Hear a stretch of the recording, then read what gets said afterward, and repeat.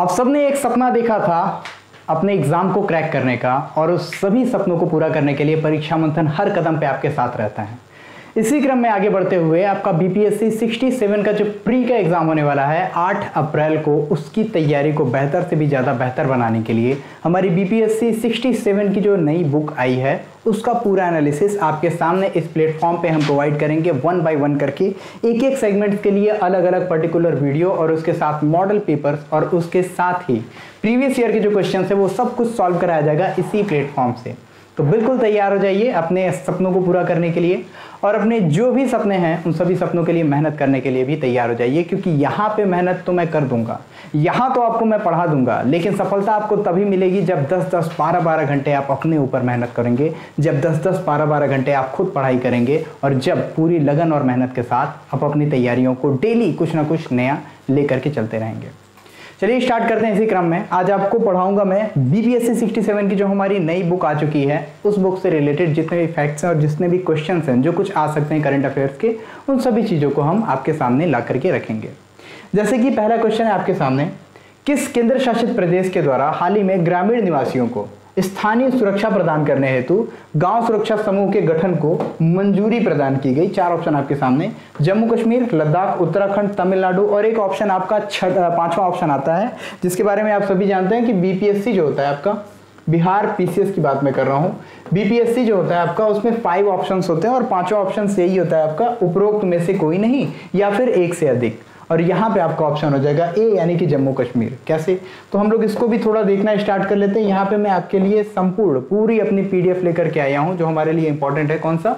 जो हमारा बीपीएससी के लिए हमारी जो बुक निकली है उसका पूरा एनालिसिस। तो यहाँ पे आप देख सकते हैं सबसे पहला हमारा, देखिए आज हमारा क्या है, राष्ट्रीय करंट अफेयर्स यानी कि जो हमारे नेशनल करंट अफेयर्स हैं उसको हम लोग यहाँ पे डील करेंगे। आपके सामने सीधे ही लिखा हुआ है कि हाल ही में जम्मू कश्मीर की बात यहाँ पे की गई है। जम्मू कश्मीर के सरकार ने एक घोषणा की है कि इनके निवासियों को और स्थानीय सुरक्षा प्रदान करने के लिए गांव सुरक्षा समूह, जिसका फुल फॉर्म क्या हो जाएगा, विलेज डिफेंस ग्रुप्स, आपसे वीडीजी का फुल फॉर्म पूछते जम्मू कश्मीर से रिलेटेड तो भी आप इसको रिलेट कर दीजिएगा। आगे बताया है कि वीडीजी उन स्थानों पर तैनात किया जाएगा जहां स्थानीय पुलिस बल की उपस्थिति कम है, और प्रत्येक वीडीजी में समान रैंक के 8 से 10 सदस्य होंगे जो सशस्त्र बलों को उस क्षेत्र में होने वाली सभी आतंकवादी यानी कि जो भी टेरर एक्टिविटीज हैं उन सभी चीजों की जानकारी देंगे। अब हम नेक्स्ट क्वेश्चन से रिलेट करेंगे क्योंकि क्वेश्चंस भी आपके लिए इंपॉर्टेंट है, क्योंकि आपके जो भी चीजें आएंगी, जो भी आपके क्वेश्चंस आएंगे वो क्वेश्चन के फॉर्मेट में ही आएंगे, तो उसी तरीके से इसको प्रोग्राम किया गया है। नेक्स्ट क्वेश्चन है आपके सामने, सागर परिक्रमा कार्यक्रम का आयोजन निम्न में से किसके या किनके द्वारा किया गया? 4 ऑप्शन है, मत्स्य पालन विभाग, राष्ट्रीय मत्स्य विकास बोर्ड, इंडियन कोस्ट गार्ड, भारतीय मत्स्य सर्वेक्षण, उपरोक्त में से कोई नहीं या एक से अधिक। तो इसका आंसर हो जाएगा आपका एक से अधिक। एक से अधिक क्यों? यहाँ पे हम देखते हैं अपना अगला एनालिसिस। तो अगले एनालिसिस में आपको दिखाई देगा यहाँ पे हमारा 67 बीपीएससी, ठीक है, जिसमें कि सेकंड आपका सागर परिक्रमा कार्यक्रम के बारे में बताया गया है। इसी में बोला है हाल ही में अभी क्या है, एक अनाउंसमेंट हुआ था, कब की बात है ये, तो ये आपका मत्स्य पालन, पशुपालन और डेयरी मंत्रालय ने आजादी के अमृत महोत्सव के एक भाग के रूप में सागर परिक्रमा कार्यक्रम का उद्घाटन किया। इसके आयोजनकर्ता में देख लीजिए, मत्स्य पालन विभाग पहला ऑप्शन, राष्ट्रीय मत्स्य विकास बोर्ड दूसरा ऑप्शन, भारतीय तटरक्षक बल जिसको हम इंडियन कोस्ट गार्ड के नाम से जानते हैं तीसरा ऑप्शन, चौथा भारतीय मत्स्य सर्वेक्षण यानी कि इंडियन फिशरीज सर्वे, ठीक है, गुजराती समुद्री बोर्ड, और मछुआरों के जो प्रतिनिधि हैं, जो इनके जो प्रतिनिधि होते हैं उनके द्वारा क्या किया गया है, आयोजन किया गया है। एक नेविगेशन यात्रा है जो अभी तक तटीय यानी कि जो हमारे कोस्टल एरियाज होते हैं, कोस्टल के जितने भी स्टेट्स होते हैं और जितने भी यूनियन टेरिटरीज होते हैं उनके मछुआरों, मछली किसानों, क्योंकि आपको पता है कि जो मछली यानी मत्स्य पालन है, जो फिशरीज है, ये आपका प्राइमरी सेक्टर से बिलोंग करता है यानी प्राथमिक सेक्टर से बिलोंग करता है, उसके लिए ये योजना लाई गई है, इसको आप ध्यान में रख सकते हैं। नेक्स्ट क्वेश्चन आपका पढ़े भारत अभियान से है, क्योंकि आपका नेक्स्ट ऑप्शन भी यहीं पे रखा हुआ है, तो इसको हम लोग देखना स्टार्ट कर लेते हैं, हमारे लिए इंपॉर्टेंट है। नेक्स्ट क्वेश्चन आपके सामने, क्वेश्चन नंबर 3, केंद्रीय शिक्षा मंत्रालय के द्वारा कितने दिनों के लिए 1 जनवरी 2022 को पढ़े भारत अभियान स्टार्ट किया गया? 30 दिन, 60 दिन, 90 दिन या 100 दिन? और आंसर आपका हो जाएगा 100 दिन के लिए। ये आपने अभी अभी देखा, आपके सामने यहाँ पे दिखाई दिया, देखिए आपने यहाँ पे देखा क्या, यहाँ पे दिया हुआ है पढ़े भारत अभियान, जिसको हिंदी में क्या, इंग्लिश में भी पढ़े भारत अभियान भी कहते हैं। देखिए अगर आप इंग्लिश मीडियम वाले हैं तो भी आपके लिए ये उतना ही ज़्यादा इंपॉर्टेंट वीडियो है, क्योंकि जितने कीवर्ड्स होंगे उसको मैं इंग्लिश में भी डिफाइन करने वाला हूँ यहाँ पे। अगर आप हिंदी मीडियम से हैं तो आपके लिए प्लस पॉइंट है कि आपकी जो मैगजीन को डील किया जा रहा है वो हिंदी मीडियम ही है। मैंने हिंदी मीडियम को क्यों चुना, क्योंकि हिंदी मीडियम के लोगों को थोड़ा सा गाइडेंस की थोड़ी कमी है, इस वजह से ज़्यादा से ज़्यादा गाइडेंस हम प्रोवाइड कर रहे हैं। और इंग्लिश मीडियम वालों की बात की जाए तो वो हर जगह पे कवर कर लेते हैं, तो यहाँ पे भी हो जाएगा, सारा मैनेजमेंट हो जाएगा, ठीक है। किसी को कम नहीं आंक रहा हूँ, सबके लिए समान व्यवस्था है, तो आप ध्यान में रख सकते हैं। 1 जनवरी 2022 को केंद्रीय शिक्षा मंत्रालय ने पढ़े भारत नाम की 100 दिवसीय, ध्यान रखिए कीवर्ड 100 दिवसीय पठन अभियान की शुरुआत की, जिसका समापन जो है 10 अप्रैल 2022 को होगा, यानी 10 अप्रैल तक ये क्या है, चलता रहेगा। इस अभियान के रचनात्मक महत्वपूर्ण सोच शब्दावली के साथ साथ रिटेन और ओरल की बात की जा रही है, यानी लिखित और मौखिक रूपों की क्षमता को विकसित करेगा। 100 दिनों तक चलने वाले इस अभियान में बच्चों की जो शैक्षिक प्रशासकों, शिक्षकों, माता पिता, समुदाय, इन सारी चीजों से रिलेटेड जो राष्ट्रीय और राज्य स्तर की जितने भी हितधारकों की भागीदारी होगी उनको शामिल किया जाएगा। जितने भी इंपॉर्टेंट पॉइंट्स हैं उन सभी पॉइंट्स को आप रोक करके पढ़ सकते हैं, जितने इंपॉर्टेंट पॉइंट्स हैं उतने सारी चीजों को मैं बता चुका हूँ। आगे नेक्स्ट क्वेश्चन हमारा एसपीआर से रिलेटेड है, उसको भी हम लोग यहाँ पे डील कर लेंगे। आप क्वेश्चन को सॉल्व करते रहिएगा। देखिए कितने क्वेश्चंस आप लोगों ने अगर इस मैगजीन को पढ़ा है तो उस मैगजीन का एनालिसिस भी देखना बहुत इंपॉर्टेंट है आपका, इससे ज़्यादा से ज़्यादा हमको समझ में आ जाता है। हाल ही में भारत के द्वारा अपने एसपीआर से कितने मिलियन बैरल तेल को इस्तेमाल करने का फैसला लिया गया है। देखिए बैरल क्या होता है, बैरल क्या है, जब हमारा क्रूड ऑयल जब हम सप्लाई करते हैं, क्रूड ऑयल जब हम मंगाते हैं तो उसे हम बैरल्स में काउंट करते हैं। एक बैरल्स में कितने लीटर होते हैं आप कमेंट सेक्शन में बता सकते हैं। एक आपके लिए छोटा सा वर्क देता हूं, ये क्वेश्चंस भी अक्सर पूछे जा सकते हैं क्योंकि क्रूड ऑयल्स के जो रेट है उसमें फ्लक्चुएशन आपको दिखाई दे रहा है। ऑप्शन है 5 million barrel, 10 million barrel, 15 million barrel, 20 million barrel, या उपरोक्त में से कोई नहीं, या एक से अधिक। और आपका नेक्स्ट ये जो टॉपिक है, टॉपिक ही दिया हुआ है स्ट्रेटेजिक पेट्रोलियम रिजर्व, जिसे एसपीआर के नाम से जानते हैं। एसपीआर को हाल ही में जो भारत है, भारत के साथ कई सारे देश ने यूज करने का एक अभी हाल ही में घोषणा की थी। इसको थोड़ा सा मुझे समझाना पड़ेगा, आप समझ भी लीजिए। एक्चुअली हुआ क्या है, ये जो ओपेक कंट्रीज हैं, oil producing and exporting countries, ये सारी कंट्रीज में रशिया आ जाता है और अरेबियन कंट्रीज बहुत सारी आ जाती हैं जो क्या करते हैं, ऑयल की प्रोड्यूसिंग करती हैं, यानी जो तेल होता है, कच्चा तेल का उत्पादन करते हैं उन देशों के बारे में। इन्होंने क्या किया है, इन्होंने तेल उत्पादन को कम करने का फैसला लिया ताकि इसकी रेट को थोड़ा बढ़ाया जा सके। आपको इकोनॉमी का रूल पता है, डिमांड एंड सप्लाई। अगर सप्लाई कम कर दी जाए तो डिमांड धीरे धीरे बढ़ जाएगी, जिससे कि इनके रेट्स में भी धीरे धीरे उछाल या राइज जो है देखने को मिल जाएगा। इसी के लिए इन देशों ने क्या है, इसका विरोध किया है, ओपेक कंट्रीज का विरोध किया है, जिसमें भारत भी सामने है। इसमें अमेरिका, भारत, चीन, जापान और दक्षिण कोरिया, साउथ कोरिया की बात कर रहा हूं, जिसकी कैपिटल सियोल है। ओके, तो इन 5-6 देशों ने, इन 5 देशों ने क्या किया है, इसका विरोध किया है। और विरोध के तहत इन्होंने क्या किया, ठीक है आप रेट बढ़ा रहे हो, हम क्या करेंगे, हम भी अपने जितने भी रिजर्व हमने रख रखे हैं, जिसको हम लोग निकालते नहीं है, स्ट्रेटेजिक जिसको हम लोग बोलते हैं, क्या है स्ट्रेटेजिक पेट्रोलियम रिजर्व जो है उसको हम निकालना स्टार्ट कर देंगे, ताकि जो बीच का आप गैप बनाने की कोशिश कर रहे हो ना, हम उस गैप को ही फिल कर देंगे, हम खुद ही प्रोड्यूस कर लेंगे। तो उसके बाद से आपको प्रॉब्लम हो जाएगी। हालांकि प्रेजेंट टाइम में आपको देख ही रहे हैं आप लोग कितने सारे प्रॉब्लम्स फेस कर रहा है रशिया और यूक्रेन। तो खैर इन सारी चीजों को टाल दिया गया है, लेकिन इतनी चीजों को आप ध्यान में रख सकते हैं जो इंपॉर्टेंट है आपके लिए। ओके, यहीं पे आपका एक क्वेश्चन बोल देता है, भारत में जो हमारा स्ट्रेटेजिक पेट्रोलियम रिजर्व है या एसपीआर है या सामरिक पेट्रोलियम भंडार है, ये है कितना। तो ये भारत ने 3 स्थानों पे 5.33 मिलियन मीट्रिक टन के रूप में रखा हुआ है, अपनी क्षमता के रूप में इसको बचा करके रखा हुआ है। विशाखापट्टनम आंध्र प्रदेश में 1.33 MMT एंड मीट्रिक टन जिसको हम लोग बोलते हैं million metric tonne, and Mangalore जो कि कर्नाटका में पड़ता है, यहाँ पे 1.5 MMT इतना रिजर्व बचा करके रखा गया। और सारे रिजर्व भी हैं, इसको आप ध्यान में रख सकते हैं। नेक्स्ट क्वेश्चन हमारी वैक्सीन से रिलेटेड है, इसको हम लोग यहाँ पे डील करेंगे जो हमारे नेक्स्ट क्वेश्चन से रिलेट करता है। देखिए नेक्स्ट क्वेश्चन क्या है आपका, किस भारतीय वैक्सीन को WHO के द्वारा emergency use listing status, emergency use यानी आपातकालीन यूज के लिए उसको लिस्टिंग कर दी जाए, ऐसी यूज का स्टेटस प्रदान किया गया है WHO के द्वारा, यानी वर्ल्ड हेल्थ ऑर्गेनाइजेशन के द्वारा। तो देखिए 4 ऑप्शन आपके हैं, Covishield, Covaxin, Zydus Cadila, Sputnik V, या उपरोक्त में से कोई नहीं, या इनमें से एक से अधिक। और आंसर आपका हो जाएगा कौन सा, कोवैक्सीन। आंसर हम लोग देख भी लेते हैं यहाँ पे। हमारे इंडिया ने बहुत सारे वैक्सीन प्रोग्राम को चलाया था, बहुत सारे देशों में भी वैक्सीन अपनी सेंड हुई, बहुत सारे देशों में हमने एक्सपोर्ट भी किया था वैक्सीन को। तो इन सारी चीज़ों के बारे में थोड़ा देख लेते हैं। सबसे पहली लाइन जो हमारी, ये देखिए आपका पेज में स्टार्ट होगा, ठीक है, third I think second page पे आपको ये सारी चीज़ें दिखेंगी हमारे राष्ट्रीय करंट अफेयर्स में। भारत ने कोविड-19 के टीकों का यानी वैक्सीन की बात की रही है, इसके एक्सपोर्ट सीमित तरीके से एक तरीके से फिर से जो है शुरू कर दिया है, सीमित तरह से। पहली खेप ईरान, बांग्लादेश, नेपाल, म्यांमार इन सब देशों को जा रही है। और लगभग 6 महीने के अंतराल के बाद वैक्सीन निर्यात, ये जो हमारा वैक्सीन का एक्सपोर्ट है, इसको फिर से स्टार्ट कर दिया गया है। हालांकि निर्यात किए जाने वाले टीकों की मात्रा पर सरकार हर महीने फैसला करेगी ताकि देश में उसकी जो प्रेजेंस है, यानी उसकी जो सप्लाई है, पता चले कि दूसरे को भेज रहे हैं, अपना ही कम हो गया, तो ऐसा नहीं होने देना है, अपनी उपलब्धता की भी जांच करनी है।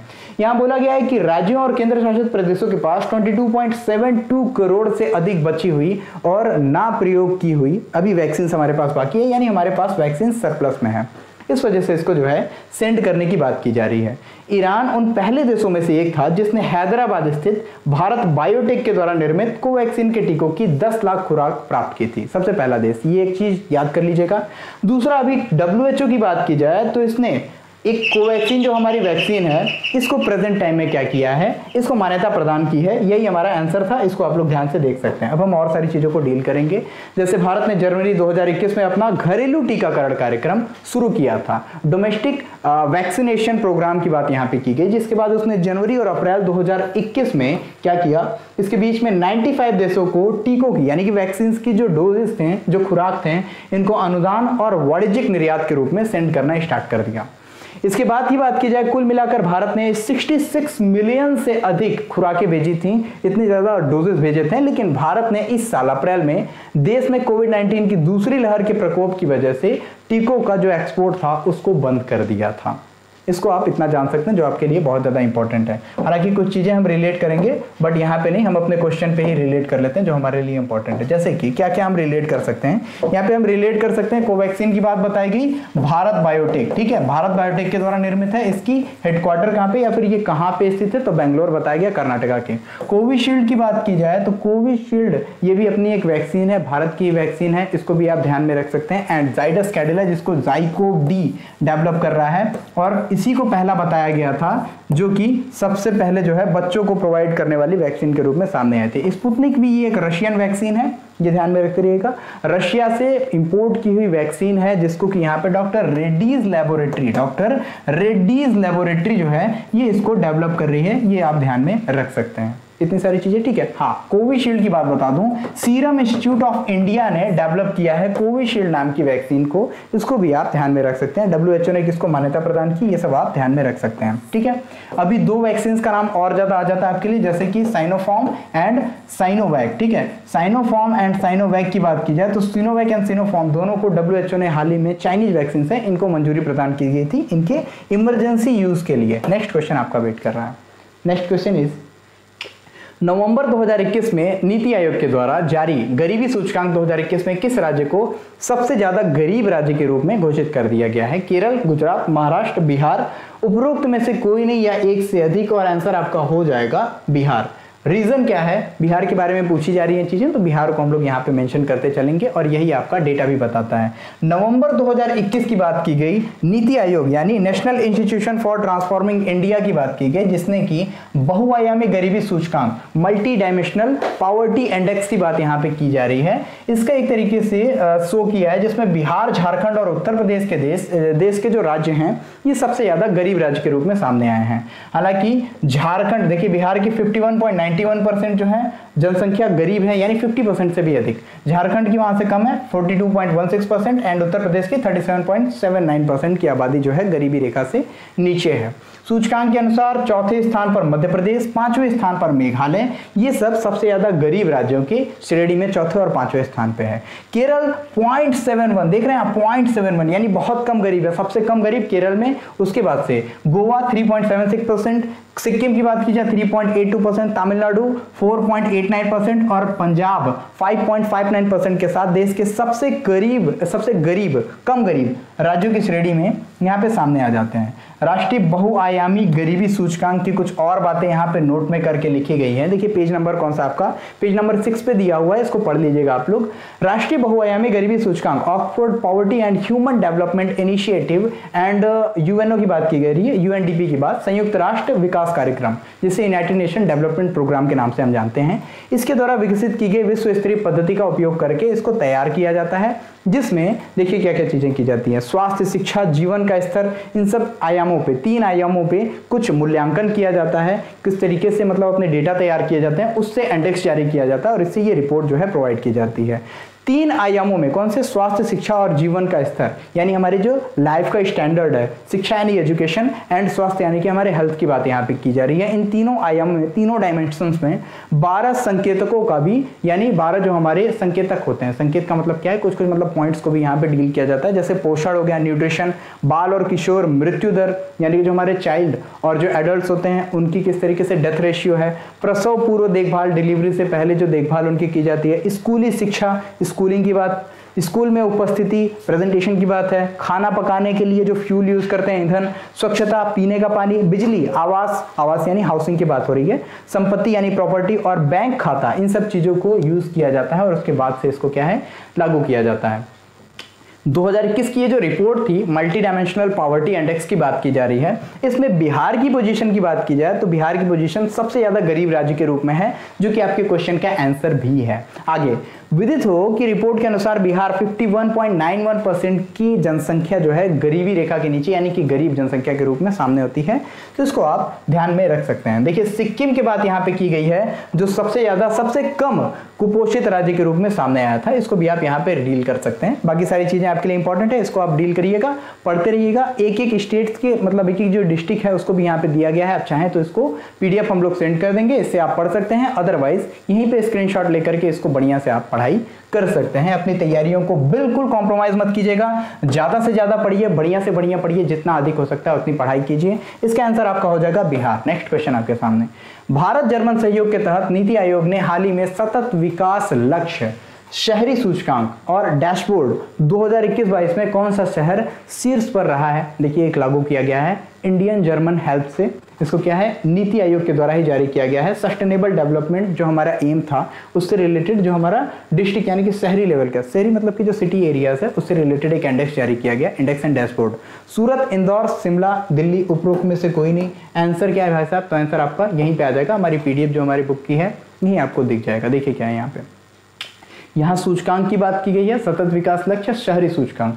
23 नवंबर 2021 को इसको लागू किया गया, भारत जर्मन सहयोग के तहत नीति आयोग ने इसको लागू किया। ठीक है, 21-22 की इसमें डेटा ली गई। सूचकांक जो है शून्य भूख, गरीबी समाप्त करने, गुणवत्ता शिक्षा, गुणवत्तापूर्ण शिक्षा की मतलब जो हमारी क्वालिटेबल जो हमारी एजुकेशन होती है, अच्छे स्वास्थ्य, लैंगिक समानता, जेंडर इक्वलाइजेशन की बात कर रही है यहाँ पे। ठीक है, जेंडर इक्वेशन की बात करें मतलब एक तरीके से जेंडर इक्वालिटी की बात यहाँ पे हो रही है। जैसे लक्ष्यों में 77 SDG सस्टेनेबल डेवलपमेंट गोल, ठीक है, इसकी बात यहाँ पे की जा रही है। इसके संकेतकों पे 56 शहरी क्षेत्रों को रैंक करता है। सूचकांक और डैशबोर्ड नीति आयोग और जर्मनी की अंतर्राष्ट्रीय सहयोग एजेंसी जैसे GIZ या BMZ के बीच में सहयोग का एक तरीके से परिणाम के रूप में इसको देखते हैं। रैंकिंग स्केल 0 से लेकर के 100 तक है।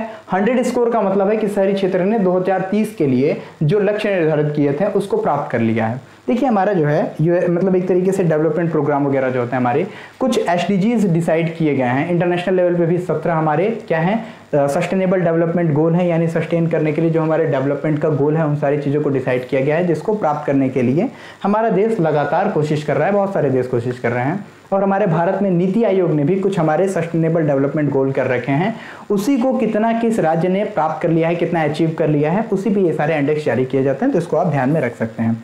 देखिए टॉप परफॉर्मेंस वाले राज्य कौन कौन से हैं? शिमला, कोई मतलब यहाँ पे शहर की बात की जा रही है, राज्य यहाँ पे मिसप्रिंट है, कोई नहीं, उसको आप लोग ध्यान में रख सकते हैं। क्या है, सबसे ज्यादा अच्छा प्रदर्शन करने वाले जो हमारे शहर हैं, शिमला हिमाचल प्रदेश का, कोयम्बटूर, चंडीगढ़, तिरुवनंतपुरम, कोच्चि। ठीक है, बस फर्स्ट वाला आप याद रखिए, ज्यादा बेहतर रहेगा शिमला। ठीक है, फर्स्ट नंबर पे। और सबसे खराब प्रदर्शन करने वाले कौन से हमारे शहर हैं? तो सबसे खराब प्रदर्शन करने वाला धनबाद है बिहार का, ये आप याद रखेंगे, सबसे खराब प्रदर्शन। उसके बाद मेरठ है, ईटानगर है, गुवाहाटी है, पटना है। ठीक है, बट बिहार को आप, बिहार का धनबाद जो है इसको ध्यान में रखेंगे, जो आपके लिए इंपॉर्टेंट है। ओके, और सारी चीजें जैसे कि सतत विकास लक्ष्य जो शहरी सूचकांक में बिहार की पोजीशन, तो ठीक है 56 शहरों में 52वां स्थान प्राप्त हुआ है।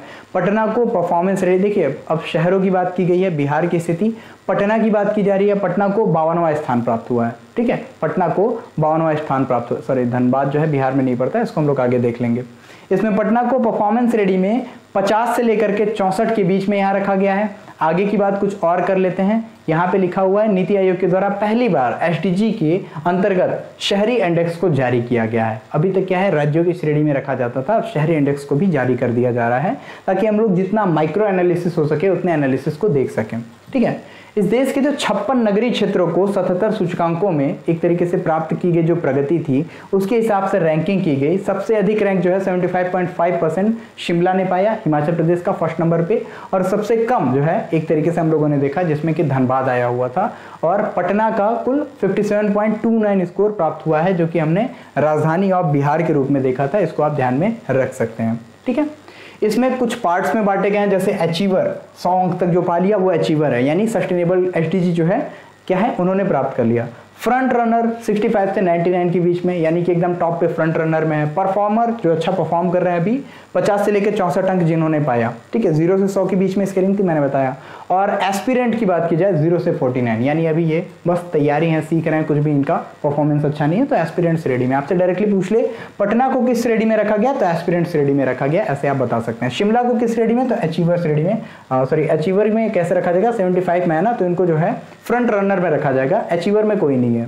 ठीक है, ये सारी चीजें आप लोग पढ़ते रहिएगा जो इंपॉर्टेंट है। अब हम लोग नेक्स्ट क्वेश्चन की तरफ मूव करते हैं। नेक्स्ट क्वेश्चन हमारे सामने है जिसको आप लोग देख भी लेंगे और अच्छे से डील भी करेंगे। केंद्रीय आवास एवं शहरी मंत्रालय के द्वारा जारी स्वच्छ सर्वेक्षण रैंकिंग 2021, इसमें कौन सा राज्य टॉप पे रहा? 4 ऑप्शन, छत्तीसगढ़, बिहार, मध्य प्रदेश, उत्तराखंड, या इनमें से कोई नहीं, या एक से अधिक। और देखिए यहीं पे हमारा आंसर आ जाता है। देखिए दोस्तों, यहीं पे हमारा आंसर है। स्वच्छ सर्वेक्षण रैंकिंग की बात की गई है 2022 की बात, 20 नवंबर 2021 को इसको जारी किया गया।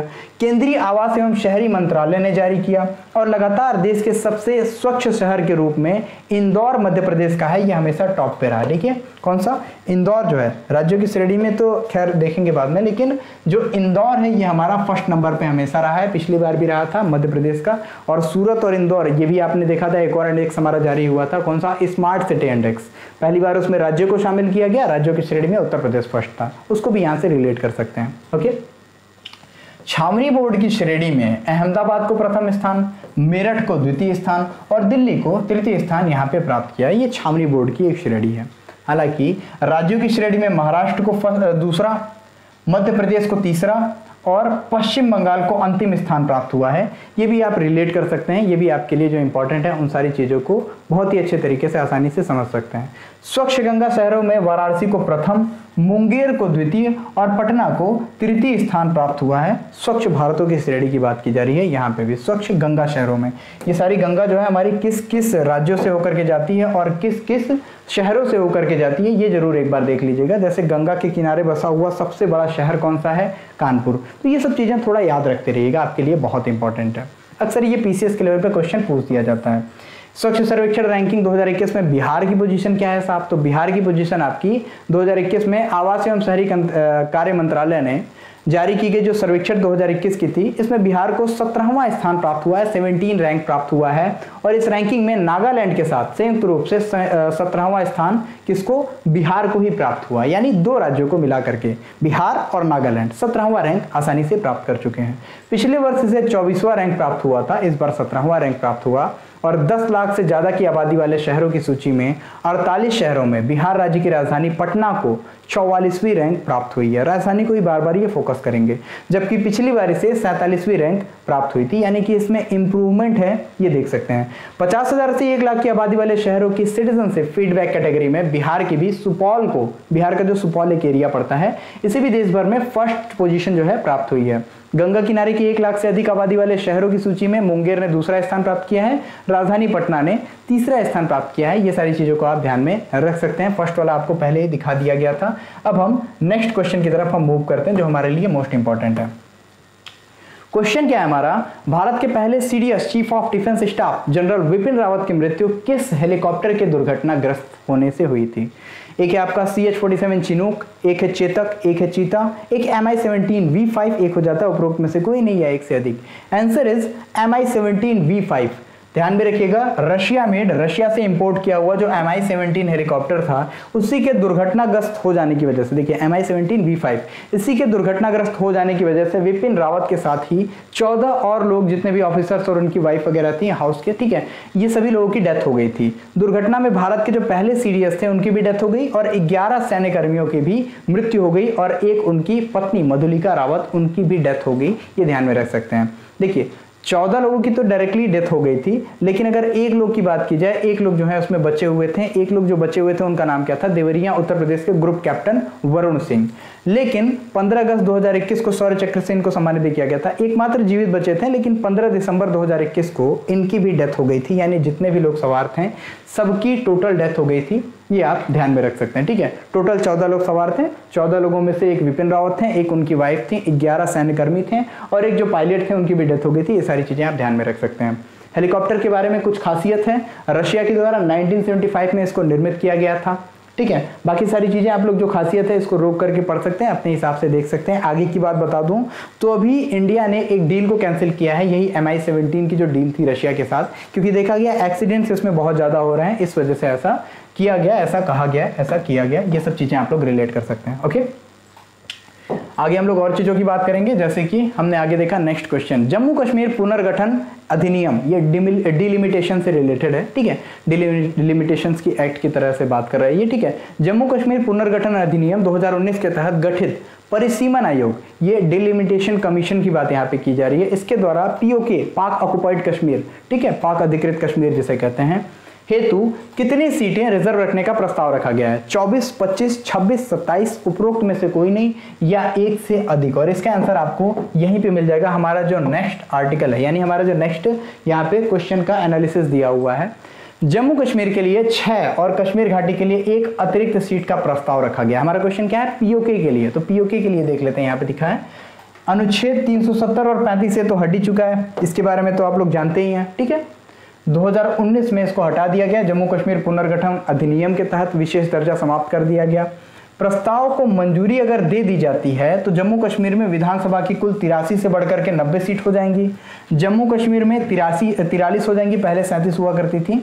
और कश्मीर की फिर बात की जाए, सिर्फ जम्मू में देखिए 37 से 43 हो जाएंगी जम्मू में, यानी जो हमारा जम्मू वाला एरिया पड़ता है। और पहले 46 हुआ करती थी कश्मीर वाले पोर्शन में, तो इसको 47 कर दिया जाएगा, जिसमें से 24 सीटें जो हैं ये पीओके यानी पाक ऑक्युपाइड कश्मीर के लिए भी रिजर्व रखी गई है, क्योंकि कल को ये भी एरिया हमारा ही होगा। ये चीज विधान एक तरीके से जो पार्लियामेंट थी हमारी, यानी जो हमारा संसद था, उसमें अमित शाह ने ये स्टेटमेंट दिया था, उसको आप लोगों ने देखा भी होगा। पूरा एनालिसिस यहाँ पे दिया गया है, ठीक है। इसको आप पूरी तरीके से देखिएगा, पढ़िएगा आराम से, एक बार और रिवाइज करेंगे तो ये सारी चीजें आपकी पूरी याद हो जाएंगी, ठीक है। नेक्स्ट क्वेश्चन की तरफ हम मूव करते हैं, जो हमारे लिए बहुत ज्यादा इंपॉर्टेंट है। Sorry, wait for a minute. Next question हमारा यहाँ पे आ गया, तो आंसर कौन सा हो जाएगा आपका? 24 हो जाएगा। ओके, इसको ध्यान में रख लीजिएगा, 24 यानी कि ए ऑप्शन। भारत सरकार के द्वारा जारी अटल नवाचार संस्थान उपलब्धि रैंकिंग 2021, जिसको एरिटा बोलते हैं, इसमें कौन सी संस्था शीर्ष पर रही है? NIT Madras, IIT Delhi, IIT Bangalore, IIT Kanpur, उपरोक्त में से कोई नहीं या इनमें से एक से अधिक। आंसर आपका है एनआईटी मद्रास। और यहाँ पे मैं रिलेट भी करा देता हूँ आपको, जो आपके लिए इंपॉर्टेंट, जैसे कि अटल नवाचार संस्थान उपलब्धि रैंकिंग की बात की गई है, ठीक। सरकार ने हाल ही में डिजिटल तरीके से अटल नवाचार संस्थान उपलब्धि रैंकिंग, जिसको कि ARIIA के नाम से हम लोग जानते हैं, 2021 की घोषणा की। रैंकिंग के मुताबिक केंद्र द्वारा वित्त पोषित तकनीकी संस्थान में आईआईटी, एनआईटी, इन सभी को शामिल किया गया था। फर्स्ट स्थान किसको है? एनआईटी मद्रास को पाया था, फर्स्ट स्थान एनआईटी मद्रास ने पाया। और इसी वर्ष ARIIA में भाग लेने वाले, ये जो रैंकिंग अभी डाली गई, ठीक है, इसमें भाग लेने वाले संस्थानों की संख्या पिछले साल के मुकाबले लगभग दोगुनी होकर 1438 यानी 1438 हो गई थी। इसको भी आप ध्यान में रख सकते हैं। देखिए कौन कौन से फर्स्ट पे आए हैं, इसमें कुछ केंद्र सरकार के द्वारा जो वित्त पोषित हैं, जो हमारी टेक्निकल इंस्टीट्यूट्स हैं उनके बारे में। फर्स्ट पायदान पे आईआईटी मद्रास है, सेकंड पे आईआईटी बॉम्बे, थर्ड पे आईआईटी दिल्ली, फोर्थ पे हमारा आईआईटी कानपुर, फिफ्थ पे हमारा आईआईटी रुड़की। फिर राज्य विश्वविद्यालय यानी जो उसको क्या स्टेट गवर्नमेंट एक तरीके से फाइनेंस करती है, उसमें पंजाब विश्वविद्यालय, DDU and NSUT, CCS Haryana कृषि विद्यालय एंड AIHSSEW, ये सारे मतलब जो इंस्टीट्यूशंस हैं उसको लाया गया। तो इसको आप आंसर कर सकते हैं, बड़ी आसानी से समझ सकते हैं। नेक्स्ट क्वेश्चन की तरफ हम मूव करते हैं। नीति आयोग के द्वारा दुर्लभ बीमारियों को कितने समूह में विभाजित किया गया है? नीति आयोग ने दुर्लभ बीमारियों की एक डेफिनेशन भी बताई, पहले तो डेफिनेशन जान लीजिए, ठीक है। उसके बाद से इसको दो समूहों में नीति आयोग ने बांटा है। National institution for transforming India, ये कितने समूह में बांटा गया है? 2, 3, 4 या 5? तो आंसर हो जाएगा आपका 2 समूह में। देख लेते हैं हम यहाँ पे इसको और ज्यादा बेहतरीन तरीके से। देखिए, हाल ही में स्वास्थ्य और परिवार कल्याण मंत्रालय ने राष्ट्रीय दुर्लभ रोग नीति, जिसे हम नेशनल रेयर डिजीज पॉलिसी 2021 को मंजूरी प्रदान की है। ये होता क्या है? तो WHO ने दुर्लभ बीमारी को आजीवन बीमारी या फिर विकृति के रूप में परिभाषित किया है। जीवन भर चलने वाली ऐसी बीमारी को हम लोग क्या कहते हैं? रेयर डिजीज कहते हैं। इसमें क्या है, 1000 लोगों की आबादी में 1 या उससे कम लोगों को होती है ऐसी बीमारियां। नीति आयोग कहता है कि दवाओं के जो स्वदेशी अनुसंधान है और स्थानीय उत्पादन है, इस पे थोड़ा सा हम ध्यान बढ़ाएं और इन दुर्लभ बीमारियों को पूरी तरीके से खत्म करने के लिए इसको बांट करके, इसका माइक्रो एनालिसिस करके इसके आगे हम लोग पूरी तरीके से प्रोसीजर को आगे बढ़ाएं। देखिए, मैंने 2 बोल दिया था, हालांकि इसमें 3 समूहों को बांटा गया है। सॉरी फॉर दिस, ठीक है। 3 समूह कौन कौन से हैं? इसमें फर्स्ट समूह हो जाता है एक बार के उपचार में ठीक हो जाने वाले रोग। दूसरा समूह है जिन्हें दीर्घकालिक या आजीवन उपचार के लिए आवश्यकता की जरूरत होती है, ठीक है।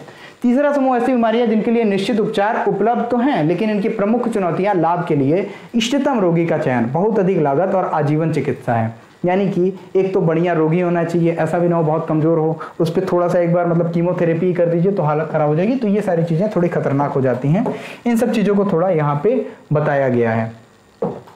आगे हम लोग नेक्स्ट जो हमारा इंपॉर्टेंट क्वेश्चन है उसको डील कर लेते हैं। नेक्स्ट क्वेश्चन, इसका आंसर आपका 3 हो जाएगा, ठीक है। इसको ध्यान में रखिएगा।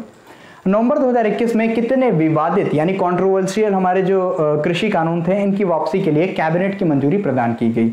4 ऑप्शन है आपके, 4 क्या 5 ऑप्शन है? 3, 4, 5, 6 या उपरोक्त में से कोई नहीं, 1 से अधिक। हालांकि आंसर आपका हो जाएगा 3 कृषि कानून। ये इतना ज्यादा कंट्रोवर्शियल था, इसको बारे में तो सभी लोग, लगभग सभी लोग, जितने एस्पिरेंट है सभी लोग जान रहे होंगे।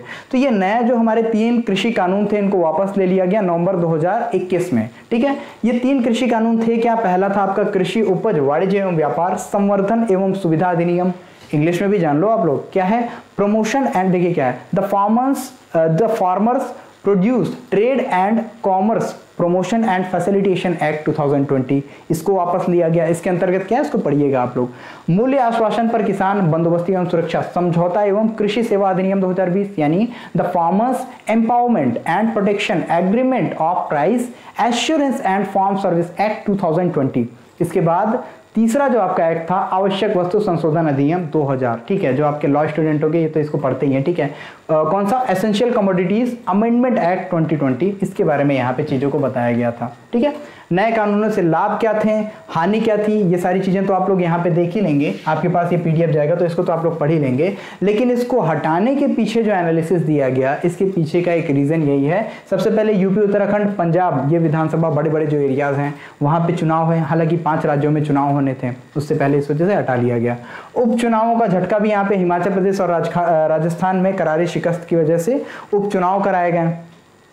लखीमपुर खीरी कांड जो हुआ था किसानों के ऊपर, अभी भी देख लीजिए, अभी आज ही उसका कल ही उसका रिपोर्ट एक आया कि जो लखीमपुर खीरी के जो मिनिस्टर के जो बेटे थे, जिन्होंने किसानों की आंदोलन चली थी उसके ऊपर गाड़ी चढ़ा करके लेते गए और फिर उसके बाद से उनके ऊपर बहुत सारी इंजरीज भी आई थी। तो इसके लिए उनको जो है बेल अभी हाल ही में मिल गई थी मिनिस्टर के बेटे को। उसके लिए सुप्रीम कोर्ट ने इलाहाबाद हाई कोर्ट के जो एक तरीके से बोला कि आपने जो है अपने बाउंड्री से ज्यादा बाहर जाकर के आपने डिसीजन दे दिया, तो इसकी वजह से उनकी जो बेल थी उसको एक तरीके से रोक दिया है। और अपनों को बढ़ता, एक तरीके से अपनों का बढ़ता विरोध, मणिपुर के राज्यपाल सतपाल मलिक ने सीधा मोर्चा खोल दिया। सांसद वरुण गांधी ने भी इस विषय पर तीखा हमला बोला था और फिर उसके बाद अंतर्राष्ट्रीय स्तर पर भी छवि को धक्का लग रहा था। इस वजह से इसको इन्होंने एक तरीके से तीनों जो कृषि कानून थे उसको वापस ले लिया। हालांकि फायदे भी बहुत थे, नुकसान भी बहुत थे। हालांकि नुकसान से ज्यादा फायदे ही थे, लेकिन कौन समझाए। खैर, ये सारी चीजें हुई। नवनिर्मित पूर्वांचल एक्सप्रेस वे उत्तर प्रदेश के कितने जिलों से होकर के गुजरती है? ऑप्शन है 7, 8, 9 या 10। आपका 5वां ऑप्शन है उपरोक्त में से कोई नहीं या 1 से अधिक। एंड द आंसर इज, तुरंत देखेंगे हम लोग यहाँ पे हमारा जो पेज नंबर कौन सा है, पेज नंबर हमारा 10 है और पेज नंबर 10 पे ही हमारा लिखा हुआ है पूर्वांचल एक्सप्रेस वे के बारे में, जो कि 340.8 किलोमीटर लंबी एक एक्सप्रेस वे है, जिसको कि हाल ही में इसका क्या किया गया है, इसका उद्घाटन करके सामने रख दिया गया है। शिलान्यास की बात की गई है 2016 में उत्तर प्रदेश सरकार के द्वारा इसका शिलान्यास किया गया था। पुनः शिलान्यास प्रधानमंत्री नरेंद्र मोदी ने जुलाई 2018 में किया था और यह एक्सप्रेसवे चांदसराय लखनऊ से शुरू होकर के हैदरिया गांव जो कि गाजीपुर में है वहां पे जाकर समाप्त हो जाएगा। आगे कुछ और बातें यहाँ पे की गई हैं। इस एक्सप्रेसवे के निर्माण की लागत लगभग 22,500 करोड़ रुपए है। 6 लेन है, भविष्य में इसे 8 लेन तक भी बढ़ाया जाएगा और ये उत्तर प्रदेश के 9 जिलों से कौन कौन से, लखनऊ, बाराबंकी, अमेठी, अयोध्या, सुल्तानपुर, अंबेडकर नगर, आजमगढ़, मऊ और गाजीपुर से होकर के गुजरती है, जिस पर सुल्तानपुर में 3.2 किलोमीटर की लंबी एक हवाई पट्टी भी बनाई गई है। यानी यहाँ पे क्या है, अचानक से इमरजेंसी लैंडिंग कराई जा सकती है किसी भी एरोप्लेन्स की, ये आप ध्यान में रख सकते हैं। नेक्स्ट क्वेश्चन हमारा आयुष्मान भारत से है रिलेटेड, उसके बारे में भी हम लोग यहाँ पे देख लेते हैं। देखिए नेक्स्ट क्वेश्चन आपका क्या है। हाल ही में नरेंद्र मोदी के द्वारा आयुष्मान भारत अवसंरचना मिशन, ये इंफ्रास्ट्रक्चर से रिलेटेड है, ठीक है। अवसंरचना मिशन का शुभारंभ कहाँ किया गया, वाराणसी, कानपुर, अमेठी, महोबा या इनमें से कोई नहीं, एक से अधिक कौन सा आंसर होगा। तुरंत हम देखते हैं हमारा नेक्स्ट जो पॉइंट है। अक्टूबर 2021 में पीएम मोदी ने वाराणसी में स्वास्थ्य सेवाओं की बुनियादी ढांचे या जो बेसिक स्ट्रक्चर होता है, बेसिक इंफ्रास्ट्रक्चर को मजबूत करने के लिए देश की सबसे बड़ी अखिल भारतीय योजनाओं में से एक आयुष्मान भारत अवसंरचना मिशन, आयुष्मान का फुल फॉर्म क्या हो जाता है, आयुष्मान भारत हेल्थ इंश्योरेंस, ठीक है, इंफ्रास्ट्रक्चर एक तरीके से मिशन के बारे में इसका शुरुआत किया गया। उद्देश्य क्या है, सार्वजनिक स्वास्थ्य के जो बुनियादी ढांचे हैं, बेसिक स्ट्रक्चर है, इसको थोड़ा और स्ट्रॉन्ग करना, गंभीर देखभाल की सुविधाएं, प्राथमिक देखभाल के बीच अंतराल, इन सब चीजों को भरना और सबसे बेहतर तरीके से स्वास्थ्य सुविधाओं को प्रोवाइड करना, ठीक है। इसके माध्यम से 5 लाख से अधिक आबादी वाले सभी जिलों में विशिष्ट क्रिटिकल केयर अस्पताल ब्लॉक के माध्यम से क्रिटिकल केयर सेवाएं भी इसमें प्रोवाइड की जाएंगी और इस योजना के तहत चिन्हित 10 राज्यों में 17,788 ग्रामीण स्वास्थ्य और कल्याण केंद्रों यानी कि हेल्थ एंड वेलनेस सेंटर्स को उन्नत किया जाएगा। इसके अतिरिक्त सभी राज्यों में 11,024 शहरी सेवाओं और कल्याण केंद्र भी स्थापित किए जाएंगे, ठीक है। ये सारी चीजें यहाँ पे बताई गई हैं, इसको आप रिलेट कर सकते हैं। तो इसको कहाँ से स्टार्ट किया गया, वाराणसी से, यही आपका क्वेश्चन था, कहाँ से, तो वाराणसी से स्टार्ट किया गया, इसको आप रिलेट कर सकते हैं, ठीक है। अभी वाराणसी में ही हमारा जो रुद्राक्ष कन्वेंशन सेंटर था उसका भी उद्घाटन किया गया।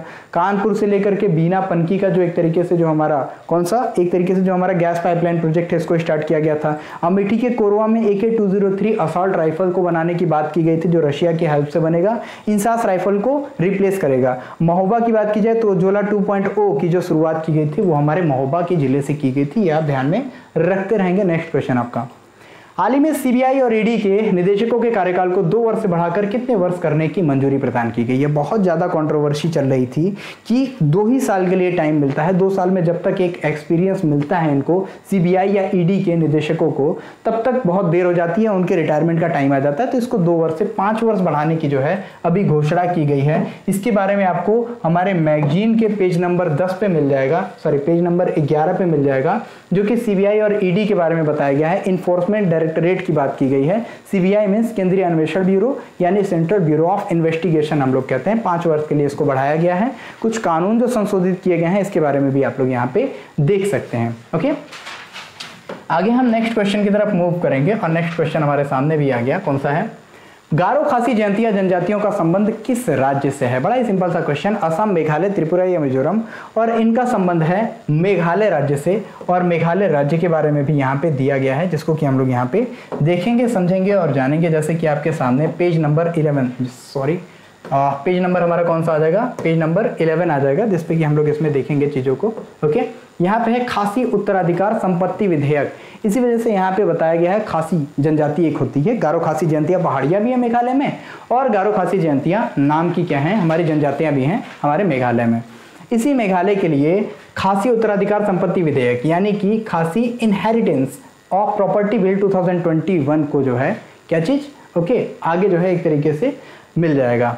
ठीक, तो इस तरीके से क्या किया गया, उत्तराधिकार संपत्ति विधेयक किस तरीके से किया गया है, लाया गया है, जो कि मेघालय से रिलेटेड है। आगे जितने भी आपके टॉपिक्स बचे हुए हैं, रोजांग लॉवर, Rani Kamlavati railway station, Ramayana circuit, इन सारी चीजों को हम क्या करेंगे, अगली वीडियो में हम इसको डिस्कस करेंगे। आज के लिए इतना ही रखते हैं। कैसी लगी वीडियो कमेंट सेक्शन में जरूर बताइए, अपना नाम भी बताइए, आप कहाँ से हैं ये भी बताइए, सब कुछ मेंशन कीजिए ताकि आपके लिए बेहतर से बेहतर हम लोग प्रोवाइड कर सकें। जय हिंद, बहुत बहुत धन्यवाद आज की क्लासेस के लिए, धन्यवाद, शुक्रिया।